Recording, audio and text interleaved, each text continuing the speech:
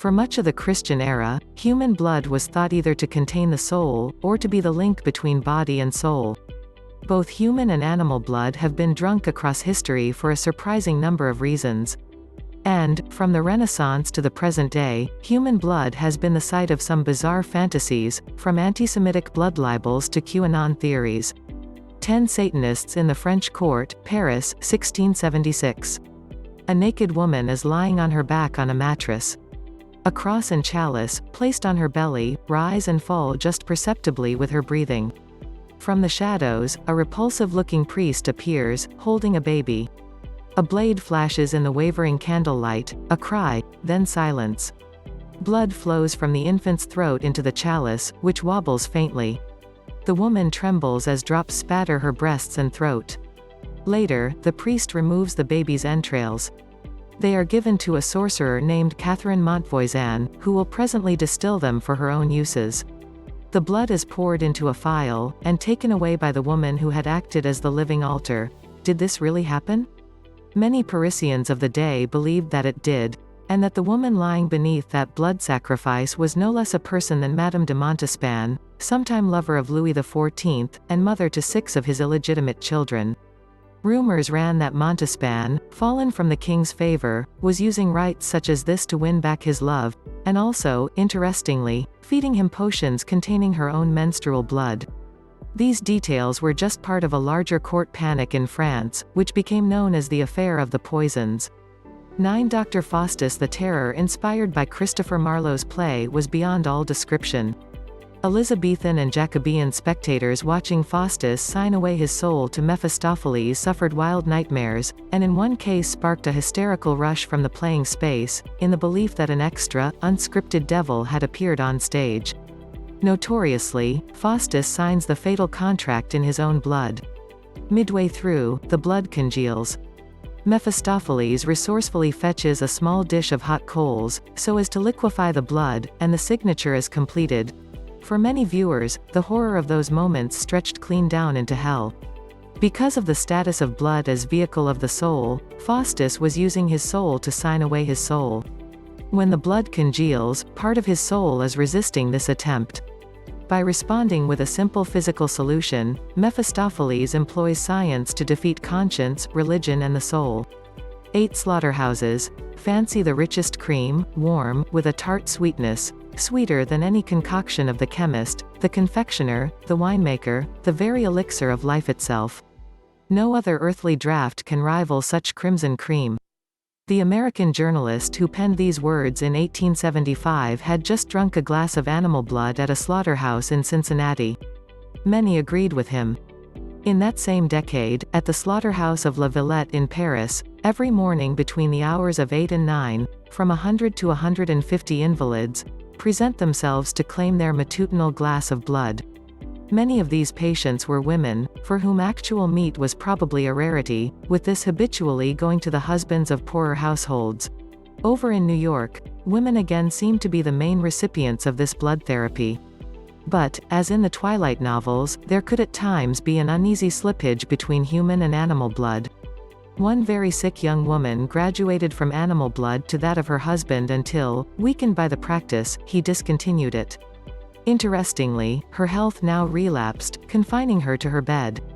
Another woman who had been using animal blood as medicine was one day confronted by the sight of her husband bleeding severely from a wound to his hand. Their landlady presently walked in to find the wife bewailing her husband's plight, even as she gulped avidly from the severed vein. 7 The vampire sect of Kansas. In Kansas in the late 1880s, a man named Silas Wilcox went about the country preaching the doctrine of doing good for the sick. He soon had enough followers to form a band called the Samaritans. When Wilcox began to openly advocate the drinking of blood for all diseases, because the Bible taught that blood was the life, the Samaritans initially went to meatpacking houses to drink the blood of cattle. But one day, finding himself too sick to leave home, Wilcox persuaded Nancy, a fellow Samaritan, to let him drink her blood from her arm. A miraculous recovery followed, and thus the Samaritans became a fellowship of good Christian vampires. Hearing of this, a Kansas man named John Wrinkle began, on falling sick, to drink the blood of his daughter Minnie, 13, and 11-year-old son John. A tip-off from a neighbor brought official John Marin into the home, where Wrinkle initially denied the charges. Unnerved by the children's emaciated condition, Marin inspected their arms, and found them badly scarred around the elbows. Although Wrinkle now caved in, admitting his vampirism, he still insisted that the children had willingly given their blood to restore his health. 6 blood and mourning rituals. In 1577, the poet Edmund Spenser watched the Irish rebel, Moreau O'Brien, hung, drawn and quartered at Limerick. And he also saw an old woman, which was his foster mother, take up his head while he was quartered and sucked up all the blood running thereout, saying that the earth was not worthy to drink it, and therewith also steeped her face and breast, crying and shrieking out most terrible. During the tithe wars of the 1830s, one General Barry and others went to a widow Ryan's house in Rathcormac to demand the tithe. When her son came out of the house to remonstrate with them, he was instantly shot dead at his mother's feet. During this dispute, British forces ultimately killed 12 and wounded 42 of the Irish. In the midst of this slaughter, a widow, going out to look for her missing sons, met their dead bodies coming home in a cart. She threw herself on the bodies in a state of frenzy, and sucked the gushing blood from the wounds, discharging her stomach, and sucking it again until she fainted. These details came from the radical agitator and journalist Feargus O'Connor, who was an eyewitness, and one of the last people likely to attempt to blacken the Irish with fantastical tales of barbarity. 5 Famine and shipwreck. In 1884, 3 sailors, Captain Tom Dudley, Edmund Brooks, and Edwin Stevens, were rescued from a small lifeboat, sometime after the sinking of their yacht, the Mignonette, during a summer storm. The trial of Dudley and Stevens for the alleged murder of young cabin boy Richard Parker, on whom they fed to survive, brought to light many similar cases. Yet, whilst the popular image of these involved famine cannibalism, blood drinking was very common during shipwrecks. Dudley and Stevens had in fact drunk Parker's blood before eating any of him. In other cases, the ship's surgeon let the blood of the living, which they drank, or which was sometimes mixed with flour to make a crude kind of bread. After HMS Blonde was wrecked near the Sandwich Islands in February 1826, survivors began to feed on the flesh and blood of those who died of famine. Among the dead was one James Fryer, a young man, who was working his passage home under a promise of marriage to Anne Saunders, the female passenger. Saunders, when she heard of Fryer's death, shrieked a loud yell, and, then snatching a cup from Clerk, the mate, cut her late intended husband's throat, and drank his blood, insisting that she had the greatest right to it. 4 bloodbaths. In and after 1610, the Hungarian noblewoman Elizabeth Báthory was accused of torturing and murdering hundreds of young girls and women at her home, the castle of Szeged. The highest number of victims given was 650. In Tony Thorne's book Countess Dracula, reports tell of girls having flesh sliced from their buttocks and made into sausages, being burned with red-hot tongs, or staked out covered in honey whilst ants swarmed over them. Long after her own death, it was said that Báthory had bathed in the blood of her victims to restore her skin to youthful glory. Thorne argues that this was one of the few things she definitely did not do, in part because blood would normally coagulate so quickly after death as to make the baths near impossible. Similar beliefs resurfaced several times during the worst excesses of the French aristocracy. In 1676, Paris Chief of Police Nicolas Gabriel de la Reynie heard rumors that an ailing noblewoman was sending out agents to kidnap children, so that she could bathe in their blood as a cure against leprosy. When similar rumors burst out afresh in 1701, supposed abductors were beaten almost to death by enraged parents. In 1750, Parisians rioted over the belief that King Louis XV was using the blood of kidnapped children to cure his rumored leprosy. 3 Blood Money in 9 Pints, her recent book on blood, Rose George notes that in 1998, a barrel of crude oil was worth $13, whilst a barrel of blood would have cost $20,000. As she also explains, much of the value of human blood now comes from plasma. Talking to plasma entrepreneur Jesse Karmazin, George was told that 2 liters of plasma, priced $12,000, can cure cancer, heart disease, and diabetes. Where is all this red gold coming from? Whereas Europeans giving plasma must leave at least 2 weeks between donations, the FDA allows Americans to sell plasma twice a week. George found that, in the 10 years from 2006, the number of U.S. people selling plasma grew threefold, to 32.6 million feet. Since the Great Crash of 2008, people living on $2 a day can raise their income to $3 or $4, as they might, by selling scrap metal or sex.